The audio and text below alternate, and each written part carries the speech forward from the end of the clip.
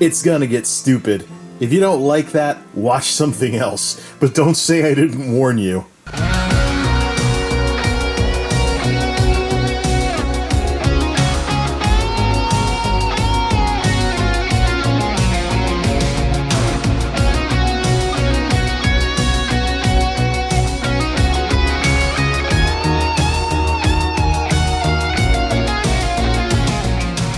The wacky world of MultimediaJay.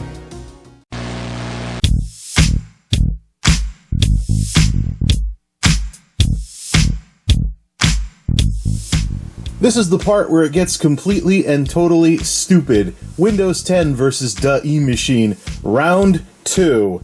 And it's definitely going to get stupid. So, the first thing I want to do with the eMachine here is I want to be able to run UserBenchmark on it with the stock hardware, which we can't do because there's no graphics card. Well, we're going to CPU limit the living daylights out of it by grabbing the 1050 Ti from Delosaurus Rex. Yeah, I told you this would get stupid. So 1050 Ti with a single core 2 GHz Celeron from the mid to late 2000s, socket 775, so a Celeron from the Core 2 Duo era in an eMachine with a stock power supply. Then the next question we have to ask is, there's 2 RAM slots on the board, and there's a 4 gig kit on Amazon, but I'm curious if the memory controller might throw a fit if we put 2 gig sticks in this thing. Is it really limited to 2 gigs of RAM, or is that the only technology that was available at the time? To test that out, we need DDR2. There's only one system that has DDR2, Midnaughts. I gotta see how much RAM did this thing have in it, and then pull 2 sticks from it if I can get 2 2s from it. If it was 4 1s for 4 gigs of RAM, then never mind. You know, bottom line is we're gonna get some cheap DDR2 for something around here, and if it's not this, it's gonna be that. So, let the stupidity begin. First, an obligatory shot of the eMachine with the blue halo from the light shining directly into it. I don't know, it's playing around with all these lights in Geekhouse dark mode has kind of made things a little more interesting. Although it's kind of cool a soft white bulb can still be useful for stuff like this. Actually, didn't Greenham do that? Anyways, Delosaurus time. No, this is the dramatic Greenham gaming style shot of a Delosaurus. I'm having too much fun with these lights. Alright, let's get the GTX 1050 Ti. Almost had a little trouble remembering that because it's been a long night of editing. Let's get that out of this thing. Or just bask in its blue glory. Now I just need a projector with like Core 2 Duo firing on the wall or something like that. There we go, not too shabby. One of the fun things about working with these Optiplexes, though, is that a lot of things are toolless, like getting out the graphics card. Nice. Makes this a lot easier. 1050 Ti into a Celeron-powered motherboard from the socket 775 Core 2 era with only 1 stick of RAM, single core, 2 GHz Celeron with less instructions per clock than some Pentium 4s from its decade.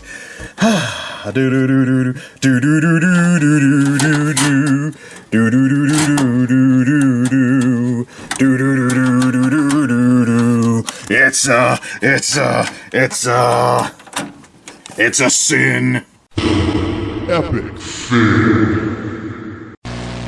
Most merciful God, I confess that I am by nature sinful and unclean. I have sinned against you in thought, word, and deed, by what I have done and what I have left undone.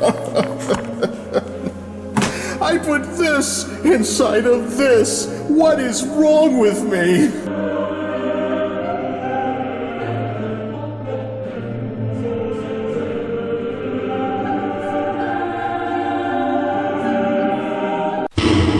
Epic fail.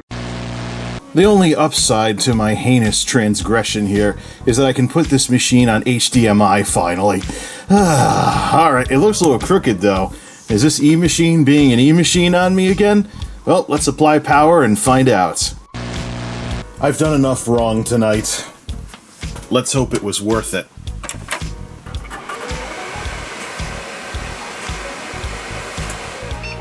Oh yeah, it still does that. Well, see you in a few minutes whenever it finally finishes booting. HDMI.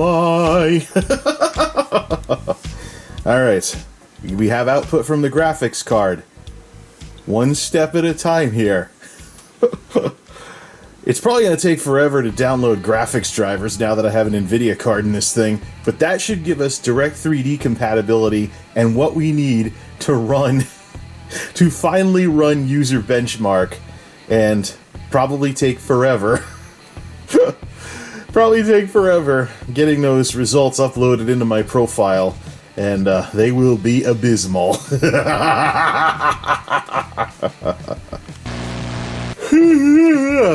Well, to prove that I've learned something since the last time I messed around with this thing, we're going to leave this display driver downloading overnight.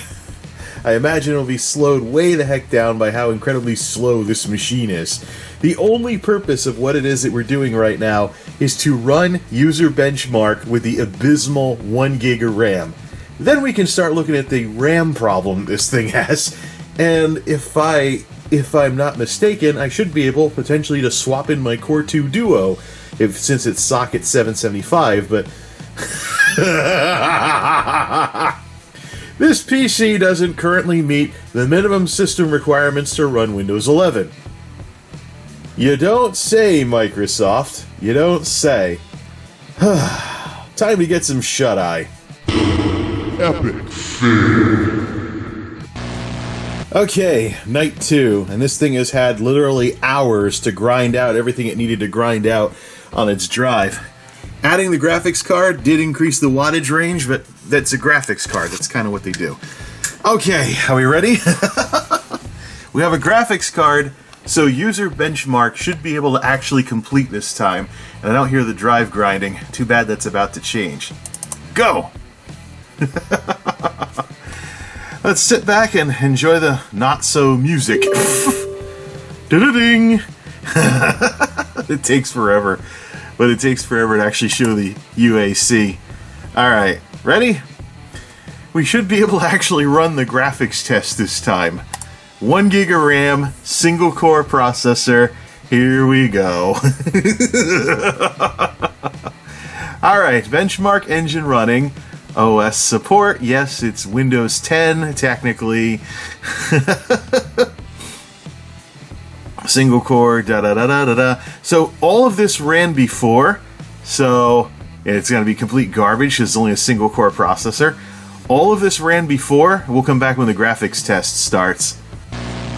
I can't believe this thing's running a 64 core test. I guess, you know, if you run it on like a server processor or something like Threadripper or something like that. Alright, yeah. Skill-bench is probably going to be a total disaster on this thing. Starting GPU benchmarks. It didn't error out this time. Alright. Bench NVIDIA GeForce GTX 1050 Ti on Display 1 main. I actually had time to read that this time. Alright. Whoa! CPU 30 frames per second on that. Go 1050 Ti, baby. Look at that. Yeah, it's doing better than... I guess it's shocking to me that it's doing better than rubbish. But it's... as long as the textures... Well, the textures will get loaded onto the graphics card. This is going to be incredibly lopsided. This is going to be lopsided. Holy crap. Let me guess. Because it has low RAM, it's going to take forever to load the... It didn't... Skill bench? Hello? Okay, there's that. Yeah, the graphics card is basically doing all of this. The processor is terrible, and the RAM is terrible, but 1050 Ti is saving the day here. I'm surprised it's not getting CPU limited. Or maybe it's really not all that much of a multi-core workload. Long night, man. I can't believe this is the first time I've ever seen the graphics become like the smoothest here. Skill bench. Skill bench is not compatible. Nice. So how long is it gonna... It's gonna take longer to open the web browser probably than it did to run the graphics tests. So this system is so lopsided. So ridiculously lopsided, creaky chair and all.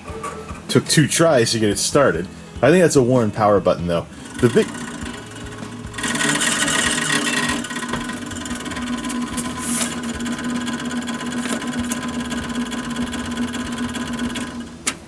There's a fan that's hitting something. Probably a loose wire. Seems typical for one of my systems. Epic fail.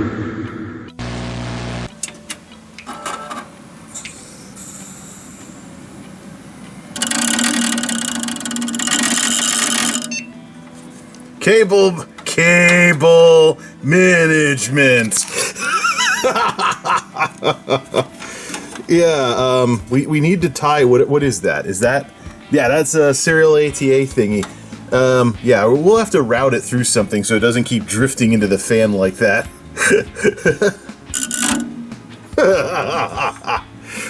Doesn't matter anyways because the CMOS battery is dead. Oh boy, is it starting? I just saw the error over the top. Oh, okay. Gigabyte, blah, blah, blah. The CMOS battery died on this motherboard again. I mean, how many of these things have we gone through? Yeah, that's an Energizer. Just hard evidence that you can't leave computers sitting off for this long. Am I gonna get some kind of antivirus error, too? That, let's see. Something pool data.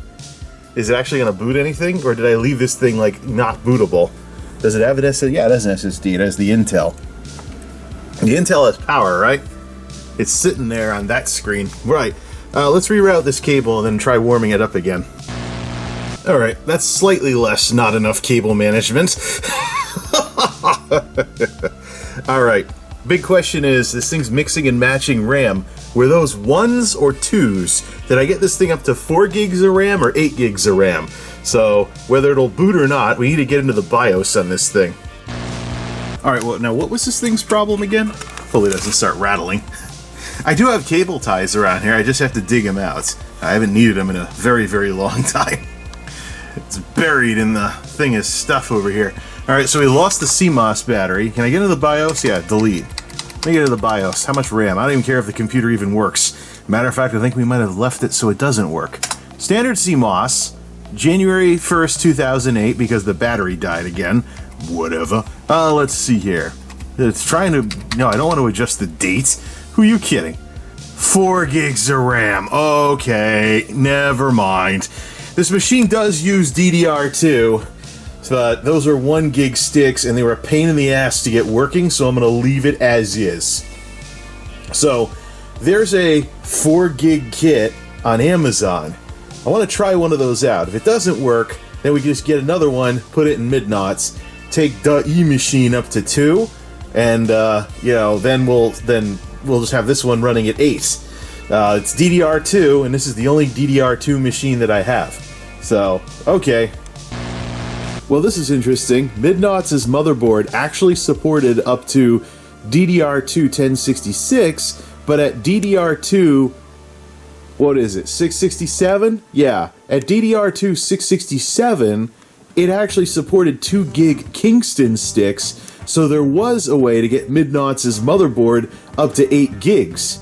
So what I'm thinking of doing, grab 2 of these, especially $15 for memory.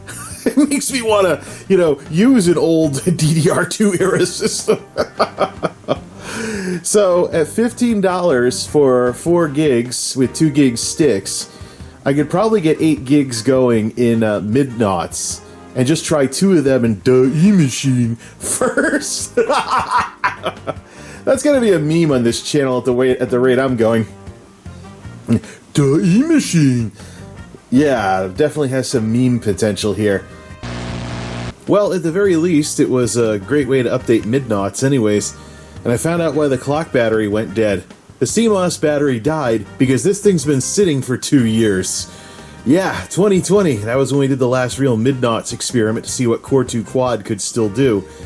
Yeah, I guess when your computer sits not powered on for 2 years, you might have to do a little work to get it going again. That was a brand new CMOS battery too. Let me go check I'll check the videos later, but I think I put that CMOS battery in specifically because the old one had gone dead, and now that one has gone dead after 2 years. Of course, that's why you don't leave computers sitting around for years. Oh, man. Anyways, at the very least, this was a nice way to update Midnaughts, because the RAM for the eMachine is not going to come from this system. Not yet, anyways. Night 3 and we're waiting for parts. I got the RAM kit ordered for eventually Midnaughts, but I want to see how it runs in the eMachine first. That's going to be a new meme on the channel, the eMachine. So in the meantime, why don't we answer some outstanding questions or refresh my memory or whatever when it comes to Midnaughts and the Geekhouse dark mode technology. I also took a look at the videos that I did in 2020 to refresh my memory on what the deal was with this thing. The CMOS battery went dead when we fired this thing up in 2020. So the CMOS battery that I put in it to fix that has gone dead from the computer sitting for 2 years. So it's just crazy, and all of a sudden, bam, 2 years. I haven't really, I haven't experimented with what Core 2 can still do. There's other YouTubers out there that are talking about how Core 2 Quad is pretty much dead, and I pretty much consider Core 2 to be pretty much dead.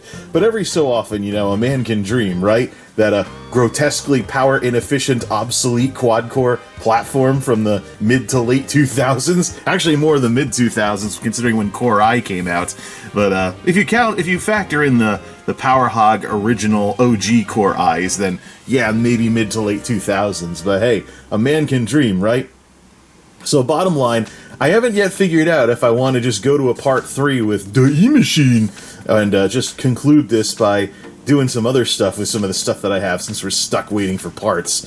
Also, I think I should probably do something with Midnaughts, getting it up to 8 gigs and stuff when I'm done with the eMachine. This is getting pretty addicting, saying the eMachine. So I'm talking with my dad about the lights that I use and the smart lights, and just one of those bridging the generation gap things that I've been doing since the whole birthday thing. So since we're waiting on parts, let me refresh my memory on some of the numbers associated with Geekhouse dark mode. So these bulbs are the 75 watt equivalents from Walmart, of all places.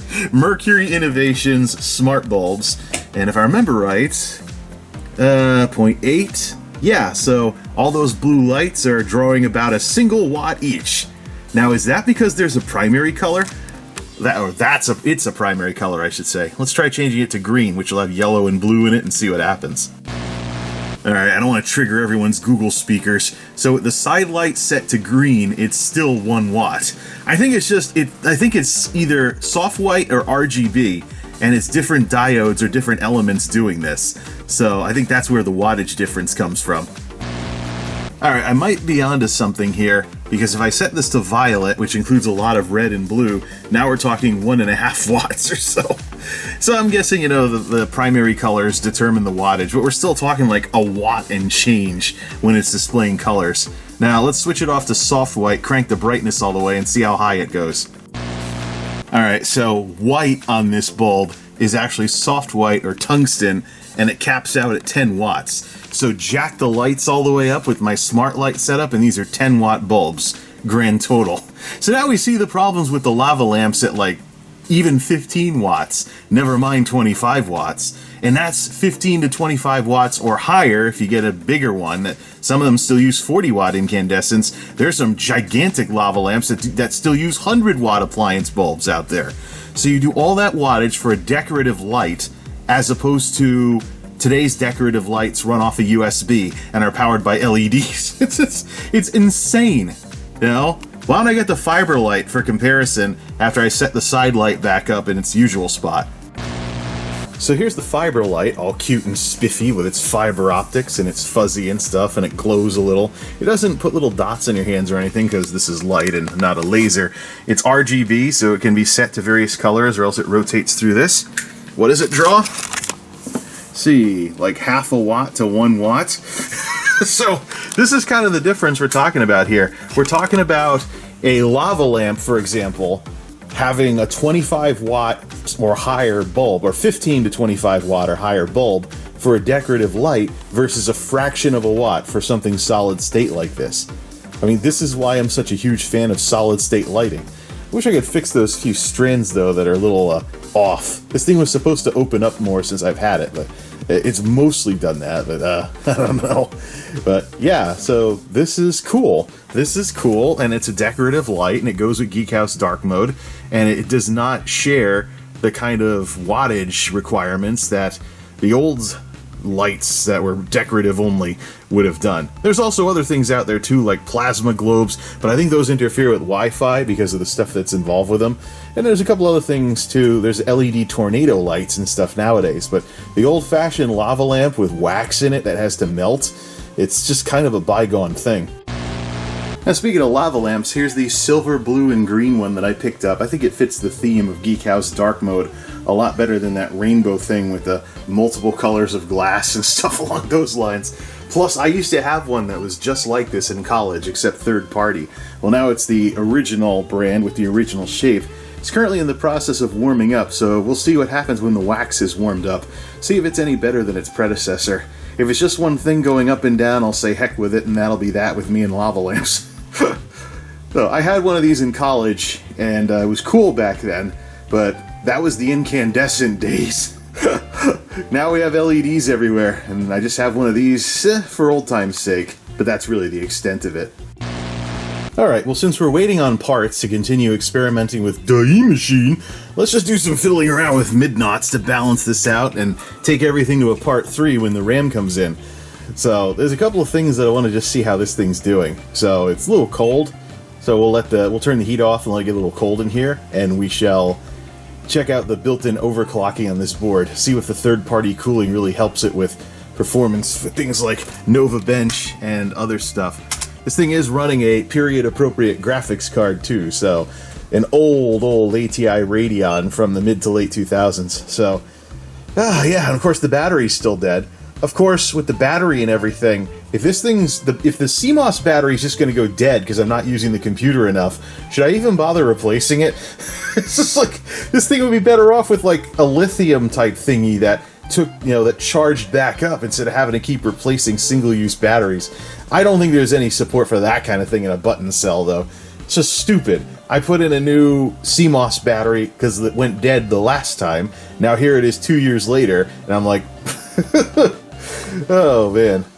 Makes me. How long has Tuxedo been powered off? Maybe I'll have battery problems with Tuxedo as well.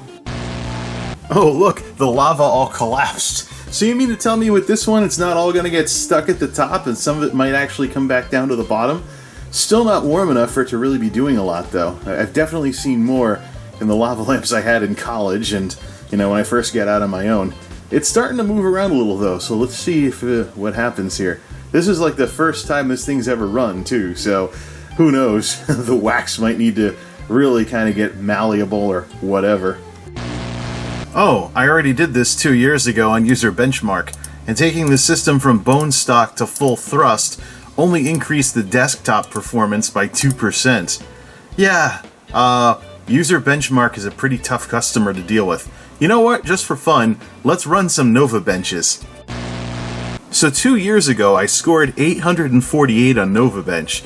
Is that the current version, or was that the previous one? I don't know, but it was 408, 283, 110, and 47. Let's just run this and compare bone stock mode versus full thrust. Or did I do this 2 years ago, too? Alright, bone stock stressing the CPU. We're hitting 2.6 gigahertz and hitting the 40s Celsius, pushing 50 in the worst cases for this thing. Graphics, bone stock. Oh, general purpose, huh? Yeah, well, it looks like the speed is staying around 2.6. And we'll put it into full thrust mode and see if it overheats. Hey, if this computer barbecues itself, no big loss. It's a Core 2 quad, and I'll process a return on that DDR2. Alright, let's see what we got here. This is with a old Radeon, about 30 FPS, yeah. This is a 1080-30 system. Yeah, period-appropriate graphics card. Well, this is 720-30, actually, that it's doing. Yeah, period-appropriate graphics card. It's basically, yeah. Not as bad as the one that I used for Silver Bull. What the? Is GPU 0? Is that because the graphics card is woefully EOL? Or because it couldn't handle OpenCL? Alright, CPU score 404. We'll compare CPUs on this nonsense. Do I have to borrow the GTX 1050 Ti? Nova Bench score 559. Yeah, because there's no GPU score. Alright, full thrust. 3.2 gigahertz instead of 2.6 and 50s or so, with the motherboard's built-in overclocking. A 3.2 gigahertz Core 2 quad. It's running about as hot as my original Athlon XP2000 was back in the day. Let's fire up Nova Bench, see what kind of a difference it makes. So, 400s, depending on the prior results. Let's run tests and let's watch all the, see how hot it gets. 2.4, see if it'll even run without thermal throttling or something. 3.2, 50, 54, 55, 56, we're gonna hit 60. Alright, keep the gigahertz on the screen too. So 3.2 gigahertz times 4 cores on the old 45 nanometer from the end of the 2000s, barreling away. Of course, the graphics card's going to get in the way when we get there. We're still doing CPU testing, so looks like we're going to cap around like the 50s, 55s, etc. But that thing is locked at 3.2. Was it even stepping down or anything earlier? Should we go for 3.5 gigahertz? Well, we're sticking to what the motherboard offers, so we don't have another Tuxedo situation on our hands. Oh, look, now it's scaling down to 2.4 when it's testing disks. All right, here comes our graphics. This is Unity Engine or something? Yeah, this is not CPU limited. The graphics card is it's my Skyrim card from 2011. So technically the graphics card is a little too new for the hardware that's in it. But, I mean, it's a matched set, basically. This is what Radeons were doing when Skyrim first came out. This thing can probably... Whoa! Oh, no. 558 was what I had earlier. So CPU score 404. You know what we should do? Let's download FurMark and see if it cooks. Alright, FurMark is supposed to be a GPU stress test, but it also has this CPU burner in it, so hopefully not literally. Let's push the button here and let's see what happens to these temps. The fans will probably speed up too. 62, 64, 65. This is with 4 threads running, which is what this thing has available here. 66. Great way to test the heatsink compound on that thing. Still capped at 3.2. 3.2, 67, 66. Max before thermal shutdown is 100 degrees. I think it sounds an alarm if it gets too close to 100. 67, 67, 68. Maybe if it was a hot summer day, we'd crack 70. That's like a graphics card temperature. What are we doing for heat? What are we doing for power, by the way? Without getting the GPU involved, 175 watts. Yeah, Core I, it is not. Not by a long shot. Looks like high 60s is the highest we're going to get. Not really going to crack 70 with this. Alright, stop. Can we close it? Alright, let's do FurMark. GPU Shark, da-da-da-da-da-da. Let's see, stress test, da-da-da-da-da-da. Go. We'll just run it in the window. See, looks like the GPU's heating up a bit. 56 Celsius versus a 720p. So, how are we doing on the processor though? See, it's the processor's just cruising. We need something that specifically stresses the CPU. We're gonna do something like this. You can feel the fans kicking up. That's probably on the yeah, that's GPU fans I'm hearing now. Never mind. Finally, a lava lamp where more than one blob of stuff goes up and down. Good. I was wondering when I'd get back to this kind of stuff. Nice. I punched this thing up to 3.2 gigahertz on air. Looks like most of the scaling that it does is between the two allowed multipliers of 6 and 8. Interesting. Alright, let's try Nova Bench again with this thing punched up to 3.2 gigahertz. See how hot it gets. Alright, processor tests. We couldn't cap 70 earlier. I think we'll very easily cap 70 now. Max is 100. See what we have here. Oh, fans are definitely spinning up. See, 43, 45, 43, 45. It is capped at, it is doing 3.2 solid. Ha. Makes me wonder what happens if we put this on full thrust. Yeah, I turned off the intelligent blah blah thing that it does, so makes things a bit more stable for overclocks when you're screwing with the numbers like this. I took the multiplier from 333 and put it up to 400, So 3.2 max instead of 2.6 max. Not that bad, actually, for temps. Maybe we can go a little higher, I don't know. What's the next computer number after 400? I'm basically doing this based on RAM speeds and stuff. And now we're down to read-write speeds on disks and graphics time. NovaBench graphics test. It's not going to do anything because it's a faster processor. We've done absolutely nothing to the graphics card. So 30 FPS, and let's compare the results versus what we were getting earlier. I really don't want this to be the new Tuxedo, though. I don't want to destabilize the motherboard by playing with too many overclocks, especially when we start getting voltage involved, and the voltage regulators on the board have to... So, we jumped this thing up to 3.2 max, and we have 460 versus 404. So, I mean, 460 CPU? I don't know. Yeah, we should be a jerk and try full thrust. I'll bet it won't boot, though, if we do that.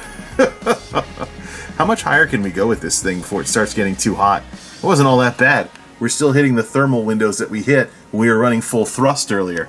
So 460, but before it was like 404, etc. to 408. Huh, how high can we drive that number? Actually, no. Furmark. Prepare for pain. Get this thing here. Yeah, I know I can't record still pictures. This stupid camera. Oh, I'm hitting the button instead of the zoom slider. That's what the issue is. Alright, I want the frequency and the temps, and we'll hit the button immediately when it starts cooking. 70 already. 74, 73, 76, 77. What's the alarm set to? 80 degrees? 79, 77.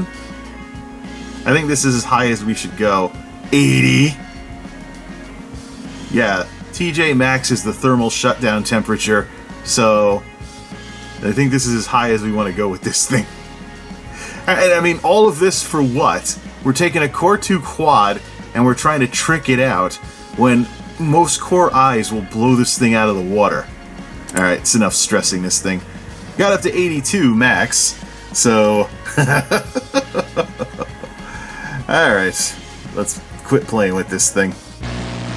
Oh man, I tell you, this is giving me flashbacks to when I used to experiment with custom Game Genie codes when I was growing up. And my stepmother would hear me chuckling through the wall because I'd be working on some code that I was experimenting with. She'd bust through the door and be like, "No silliness! Play it right! Play it the way it's supposed to be played! Why do you always have to tinker with everything? Why can't you leave anything alone? This is why stuff keeps breaking, because you keep messing with it. Play it right! No silliness!" I don't know. I could try to do the screechy Banshee impression, but I actually want to be able to talk for the rest of the night, so... Or you could say I'm just getting old. Whatever. The hell kind of multiplier is 354? Yeah, I think this built-in overclocking on the motherboard is just doing what I was doing anyways. So all I'm really doing is just stealth adjusting the multiplier by selecting those various sports car modes. It's still only scaling it based on either a 6 or an 8, which is the multiplier range that you can key in the BIOS. So, right, that was stupid. I guess full thrust is 400, and it goes up to 3.2, right? Should pay attention to these things earlier in the video so I can actually know what the hell I'm doing here. Let me see what the minimum frequency is. Let's see, 2127, it drops the voltage down. Yeah, so it's better to overclock this thing through the board, because that way you can have the performance actually scale up and down depending on what's happening. Yeah, thought so. Turning on full thrust and keeping everything in auto mode just plays with the multiplier. Now I've got it set to 400 in this thing. So we'll do full thrust. Let's check out the speeds that are available, even though we know it runs hotter and the fans spin faster and the machine has a much harder time getting below 100 watts. I should probably maybe pick up a floppy cable to get this floppy drive working again, just to be retro. But why does this thing need a floppy drive other than the CMOS battery keeps dying, so it keeps resetting to thinking it has a floppy drive when it doesn't? Whatever. That's how you can tell that it's a 2000s computer instead of an 80s computer, because this just clicks when you hold down a button or have a keyboard error. I remember Zenith Data Systems machines from back in the day would give you a full beep for all of those clicks. So you turned the machine on and it would start booting, and if you had something on the keyboard, beep! Or maybe you were luxurious enough to get a little space between the beeps, so instead it was beep!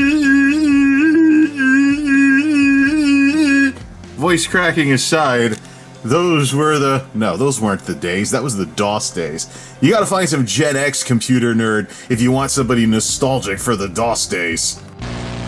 Yep, the cap on the motherboard overclocking, aka full thrust, sets the multiplier up a little above 400, and then it's the 8.6 thing once again. And yeah, so it's scaling the voltage between 8 and 6. So really all I'm doing is just tanking the power efficiency to turn up the speed. And we know that a Core 2 quad system is never going to win on speed versus Core I anything. It doesn't have the architecture, the efficiency, the manufacturing, or the instructions per clock. So I think by default, I want to have this thing on CIA disabled, running at stock speeds, and only turn on full thrust mode if I specifically want to experiment with that, like if I'm CPU limited in a video game. But with the graphics card that's in this thing, I don't see that happening anytime soon. You know what I really wish I could do? I wish I could get some cheap, like GTX 1050 Ti-ish style graphics cards to establish a baseline for all these machines, and that way we wouldn't be cycling a 1050 Ti around a bunch of machines. But good luck getting the graphics card industry of 2022 to support something like that. Whatever. Epic fail. But even with the motherboard's built-in overclocking set to full throttle, like some kind of ancestor of AMD Ryzen master, this Core 2 quad system dips down into the 80s when nothing's going on. I'm guessing it gets down to the 70s when it's on stock mode, so we're talking like a 10 watt difference or something like that. But I don't know, but considering what's going on here, and actually I remember the Phenom 2 used to have a really hard time dipping below 100 watts at all compared to this Core 2 quad. But I don't know at this point. It's just this thing's not going to win on speed no matter what I do. So you might as well leave all the extra speed turned off and try and squeeze some efficiency out of it.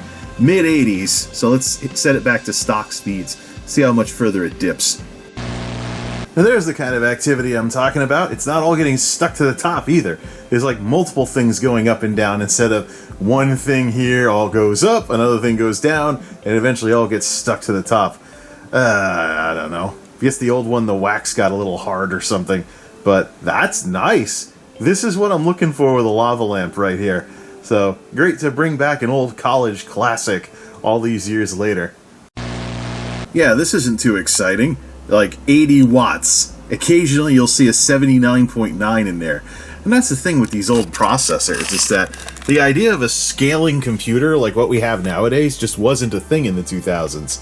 Nowadays, you look for a machine that scales up and down in terms of its speed and power, because you're using a computer in lieu of a mobile device. So there needs to be an efficiency side to computers these days. Otherwise, they're just not worth using. So the cost to operate is just too darn high. So it was a different world back in the 2000s when this hardware was current. Alright, it's enough messing with Midnaughts for a bit. This is basically going to be it for Midnaughts for now, because even though Midnaughts is eventually going to get the RAM, so we don't really have much use for this other than experimenting maybe with some games or something. I can't even turn the factory overclocking back on because the CMOS battery's dead. It'll just get reset the next time I plug it in anyways. But we'll have to keep that in mind. Try full thrust mode. The system supports it without overheating and stuff along those lines. But it was cool to fool around with Midnaughts again. But I'd like to do some more experimenting with what a Core 2 quad can still play in today's day and age. So maybe I should quit being a lazy ass and finish my second gaming device streaming setup, which will allow for a second device to sit on top of Monolith and double stream. That would probably be the best option in terms of showcasing what various hardware levels can do. So this is the part where some rando on the internet is like, "What are you doing? This is a eMachine video, and you're playing with Midnaughts." yeah, dumbass, we're waiting on parts. But just to be fair, I will be adding this to the playlists for all the various computers represented in this video. So, we're waiting on RAM to come in. You know, sometimes Amazon Prime isn't as prime as we'd like it to be. So, since we've got this time on our hands, let's see how Tuxedo's doing. Besides the half-worn-out power button. An operating system wasn't found. Try disconnecting any drives that don't contain an operating system. Oh boy, looks like the battery went dead in this thing too, and it's trying to boot off of the wrong drive. SSD, you idiot! Epic fail. Yeah, the date, time, and time zone are screwed up. Not a good sign. Hey, did I call it or did I call it? ATA drive before Intel SSD. These are backwards. Well, we'll just flip them around and see if the SSD blanked out after however long this thing's been sitting. Save configuration and exit. I expect much better results this time. Yeah, I mean, Tuxedo's the last system that hasn't been powered on in all of this stuff we've been doing the last couple of days. So, why not just get this one taken care of while we're at it, and then we'll get back to the rotation when the RAM comes in. What? Ay, ay, ay. Again. Did the SSD blank, or did I leave this without an operating system? Might want to check some videos.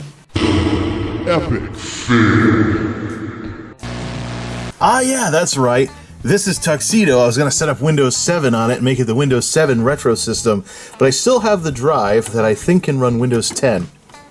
So since we know SSDs can have problems if they're left unplugged for too long, I'm actually going to leave the other SSD plugged in now and just move the data cable when I want to change operating systems. So, I mean, this device doesn't really have much of a future as a Windows 10 machine because the graphics card is now EOL. But we'll put some updates on it and stuff like that, and of course we'll save that Intel SSD for the Windows 7 project, and then just pop it open and change cables to change OSs. But keep both SSDs powered, so neither one of them stays disconnected for too long while we're doing this experiment. Alright, let's try this again, this time with the Windows 10 SSD set as the system drive. Was that even a Windows 10 SSD, or am I wrong about that too? I know the Intel SSD was blanked out to make room for the Windows 7 project, but I was running Windows 10 on this earlier, and I think it had the 120 gig thing, and I wanted something bigger for Windows 7. Of course, 120 gig SSDs are a joke. Ah, there it is. They're a joke these... What? Well, that's not right. Epic fail. Alright, let's try this again. Like I was saying, though, 120 gig SSDs are a bit of a joke. So, let's see here. Oh, the fans are spinning. Look at that. Yeah, there's definitely fans spinning in there. This handy-dandy honeycomb grate lets you see into the side like that. It's one of the last cases I've ever dealt with that still had that. Left over from the Pentium 4 era. Alright, this thing is the heaviest of the bunch. Alright, I don't know what that other thing was about. Weird. Well, Tuxedo seems to be a little more up-to-date than Midnaughts was. It only has half a page of Windows updates to download. Well, that was a fun April Fool's weekend. And the time we spent doing everything else, the stuff we need for the main event came in, so Tuxedo has its updates, let's put it back, and let's move on to the main event. Okay, this is the part where we've come full circle, and we're basically back where we started. So this is Kusuni, or Qsunny, or something like that. Bottom line is, it's DDR2 in the 2020s. It's interesting how it's packaged up like it's food or something in this little cardboard thing. But yeah, so let's try 2 gigs first with 1 stick of that stuff, and then we'll try 4 gigs with 2 sticks of that stuff. I'm guessing the memory controller might be a little too old to handle that much RAM, but hey, you know, we got nothing to lose with this machine, so let's try it out. Ah, we actually have to keep the cardboard, because once it's out of the slipcase, there's nothing holding this together. Alright, so that's the RAM. It's the newer style of smaller whatever it is. Should fit in though. Let's put one of the sticks in, and let's see if the computer still works. 1 stick of that itty-bitty RAM. Let's not even spin the computer back around.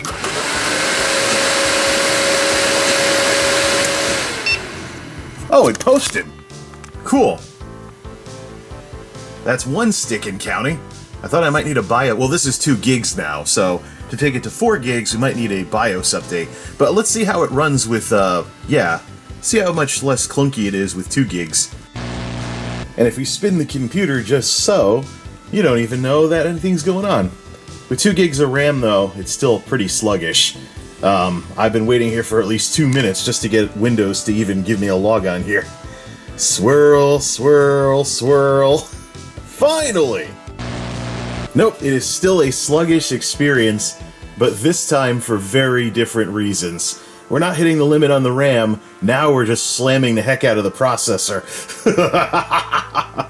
So we basically now have your typical grinder computer where it just grinds the hard drive for the first 15 minutes every time you turn it on. This is why SSDs became a thing. But at least now it's the processor that's getting a workout instead of the RAM. The 2 gig experience isn't too bad. You know, stuff actually happens within a couple seconds of you clicking something.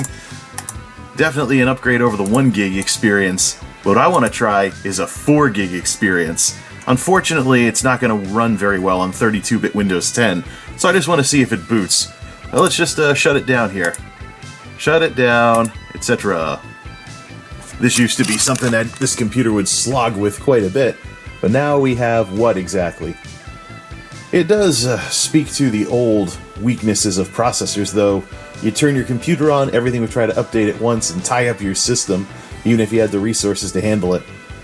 So how long are we going to have to talk before it finally shuts its light off here? Well, this is still an issue. Come on, single core. There we go. Let's do 4 gigs of RAM and see if it even starts. 4 gigs of RAM. Let's see what happens. Could be the case that this thing... I still don't understand that. We have a post! Yeah, I was wondering about that. I was like, it could be the case that this system actually is limited, allegedly, to 2 gigs of RAM because it was running Windows Vista Home Basic 32-bit. But I'm seeing a boot into Windows 10 now. Well, nuts. I guess this thing can do 4 gigs. I'll have to buy another box of that Kusuni or whatever the heck it is. Or just get a 4 gig kit from somewhere else on Amazon. Oh, this is really snappy now. This feels more like a normal computer. Until, of course, you start doing stuff that slams the processor, and you run out of free processor cycles really quickly with this old Celeron. Unfortunately, we are up against the 32-bit memory address limit, so not all the 4 gigs are actually usable, which means with 4 gigs of RAM in this system now, we can upgrade to Windows 10 64-bit and put a proper 64-bit operating system back on this thing. But that's not happening this go-round. We're going to save that for part 3. And we're going to get some more of this nice RAM so we can max the RAM in Midnaughts while we're at it. I mean, this is probably the first time... This is the first time I've ever seen $15 RAM packages anywhere. Might be the last time I see it. Let's just have some fun with that. It's just crazy, you know? If you want to get into computers, and this is something Microsoft needs to think about with Windows 10, people wanting to learn about taking care of and upgrading computers... Getting an obsolete system like this and then upgrading it and seeing what performance you can still squeeze out of it is huge. It's actually a great way to actually work with parts and stuff on the cheap. And if you break something, well, who cares if you break like a $15 stick of RAM or, no, technically a $7.50 stick of RAM or a $5 processor. It's like, you're gonna cut your teeth on computer hardware, learn how to work with this kind of stuff? Something like this is a great way to do so. Especially when it can run Windows 10 and somewhat resemble a normal computer when it's done.